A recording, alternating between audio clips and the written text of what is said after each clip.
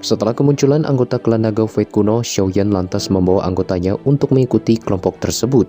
Pada saat yang bersamaan, Komandan Qin menyadari bahwa ada seseorang yang sedang mengikuti mereka dan meminta anggotanya agar selalu waspada. Namun sayang hal itu sudah terlambat, di mana Xiaoyan langsung mengunci pergerakan mereka hanya dengan lambaian tangannya. Kejadian ini sontak membuat mereka semua terkejut bukan main.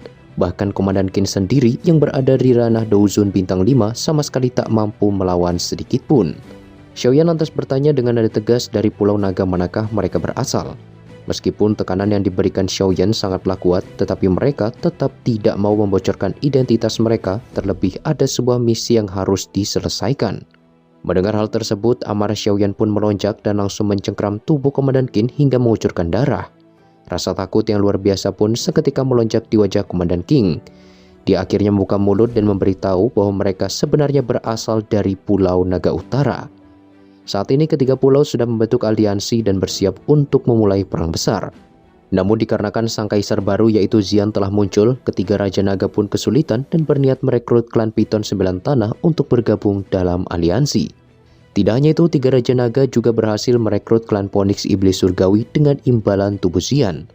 Informasi ini jelas memancing amarah Xiaoyan dan juga Cailin. Sambil melempar Komandan Qin dan anggotanya ke dalam jurang, Xiaoyan pun berkata bahwa selama klan Phoenix Iblis Surgawi dan juga klan Piton 9 Tanah tidak memasuki Pulau Naga, maka dia yakin Xian seharusnya mampu mengatasi ketiga Raja Naga lainnya. Oleh sebab itu, Xiaoyan berniat menyelesaikan urusan mereka di tempat tersebut secepatnya dan langsung pergi menuju Pulau Naga untuk membantu Xian.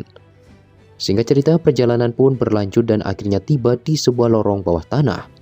Dari kejauhan terlihat ada begitu banyak anggota klan Piton 9 Tanah yang menandakan bahwa tempat ini memang sangatlah ketat. Xiaoyan juga menemukan ada beberapa elit Banseng di barisan tersebut. Karena tak ingin menimbulkan keributan, Xiaoyan lantas membentuk penghalang api surgawi dan melanjutkan perjalanan secara diam-diam. Tak lama kemudian mereka pun akhirnya tiba di sebuah jurang raksasa. Dan tanpa pikir panjang, Xiaoyan segera membawa semua orang menuju dasar jurang dan akhirnya tiba di sebuah kolam energi yang memancarkan aura dingin. Xiaoyan pun seketika menyadari bahwa itu adalah kolam yang sedang mereka cari dan memerintahkan yang lain untuk berjaga. Sementara dia akan mencari kristal darah secepat mungkin.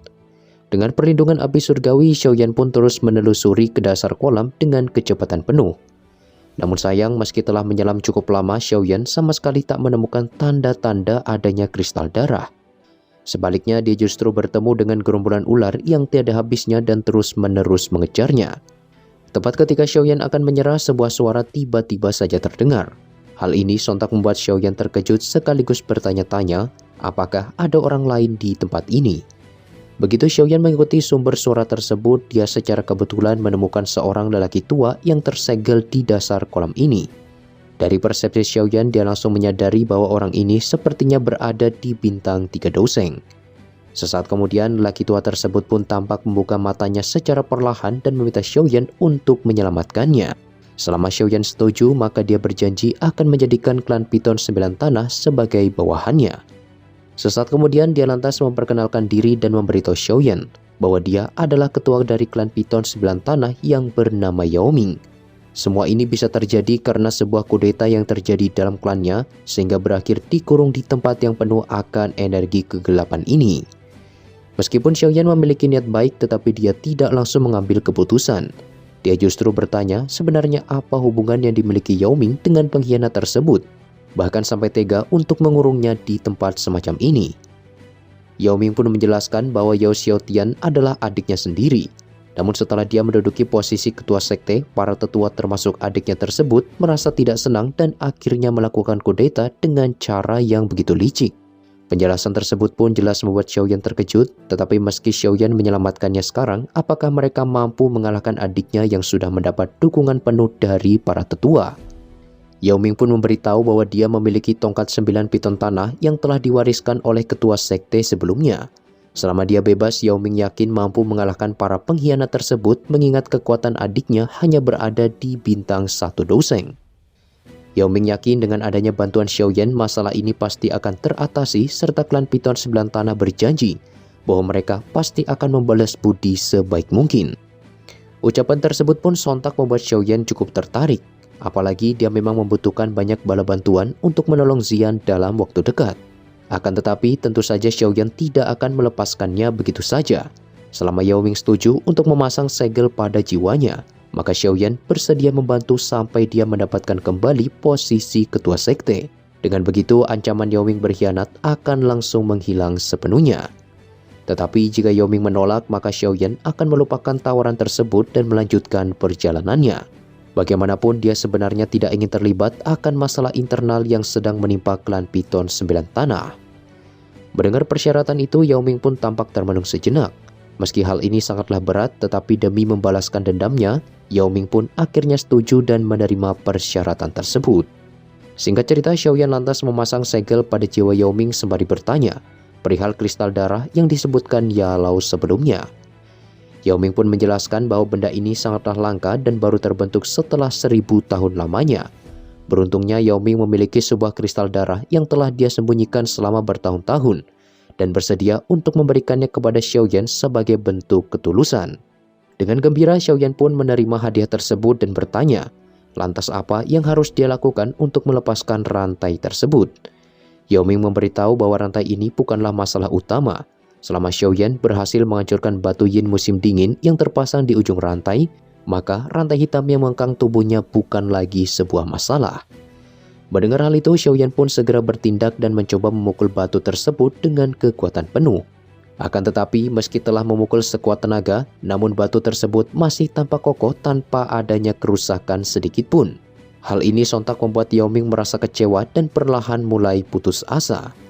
Bagaimanapun, batu yin musim dingin ini telah dimurnikan selama bertahun-tahun. Bahkan dia sendiri tidak mampu untuk menghancurkannya bahkan dengan kekuatan puncaknya sekalipun. Mendengar hal tersebut, Xiaoyan pun segera menghentikan usahanya yang sia-sia dan perlahan membentuk sebuah jarum dari api surgawi dan langsung menancapkannya ke dalam rantai hitam tersebut. Dalam hitungan detik, sebuah retakan pun muncul hingga membuat wajah Yao Ming dipenuhi kegembiraan. Singkat cerita, setelah semua rantai hitam berhasil dihancurkan dan membebaskan Yao Ming, sosok lelaki tua itu pun benar-benar berterima kasih kepada Xiaoyan dan bersumpah tidak akan pernah melupakan hutang budi ini. Setelah memberikan pil pemulih Doqi, Xiaoyan lantas membawa Yao Ming pergi ke permukaan danau. Namun sesampainya di sana, Xiaoyan justru dibuat terkejut ketika melihat rekan-rekannya sedang terpojok karena serangan dari klan Piton 9 Tanah. Setelah menyelamatkan mereka semua dan mengetahui situasi di tempat tersebut, sosok ketua klan Piton saat ini yaitu Yao Tian pun menatap tajam ke arah Yao Ming dan berkata bahwa dia tak menyangka tua bangka ini masih bertahan hidup. Xiaoyan pun mengabaikan ocehan tersebut dan meminta Cailin serta Yao Ming agar memulihkan diri secepat mungkin, sementara dia akan bertugas menahan Yao Tian. Menyadari bahwa Xiaoyan adalah orang yang telah merusak rencananya, Yao Tian pun benar-benar merasa kesal dan langsung melepaskan sebuah telapak tangan berkecepatan petir ke arah Xiaoyan. Dengan kekuatan Xiaoyan sekarang, serangan semacam ini jelas bukanlah sebuah ancaman.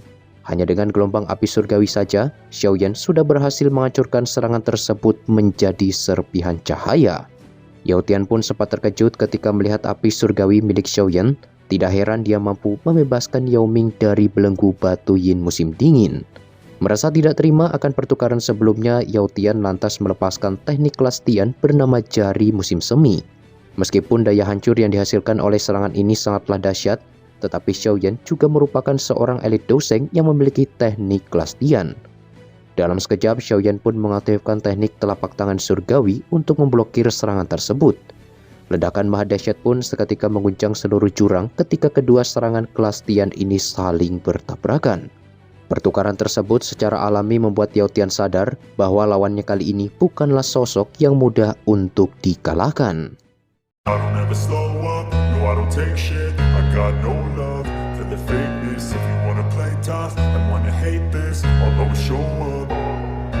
I don't ever slow up, no I don't take shit. I got no love for the fakeness. If you wanna play tough and wanna hate this, I'll always show up and make a statement. I don't ever slow up, no I don't take shit. I got no love for the fakeness. If you wanna play tough and wanna hate this, I'll always show up and make a statement. Everything I do so instinctive and so passionate. Every word I move so descriptive like an adjective. I got a vendetta against people who patented being negative when you should be getting after it. I got facts over tracks, this and that, spitting slow, spitting fast.